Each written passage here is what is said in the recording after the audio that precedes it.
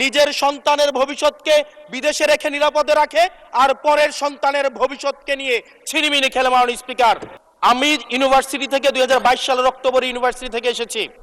আমাদের সময় গ্যাস্ট্রোম গণরুমের কালচার ছিল। আমাদের সময় একটা শিক্ষার্থী অনেক স্বপ্ন নিয়ে বিশ্ববিদ্যালয়গুলোতে যেত। আমরা সেখানে দেখেছি ক্ষমতাসীন দল কিভাবে বিশ্ববিদ্যালয়ের শিক্ষার্থীদের তাদেরকে পুঁজি করে তাদের ক্ষমতা কাঠামোকে দীর্ঘমেয়াদী করার জন্য সেখানে বাধ্যতামূলক সেখানে রাজনীতি করাতো। আজকে সেখানে বিশ্ববিদ্যালয়গুলোতে আবার গ্যাস্ট্রোম গণরুম কালচার চালু করার প্রয়াস শুরু হয়েছে। আবার সেইখানে বাধ্যতামূলক রাজনীতির কালচার শুরু করা হচ্ছে।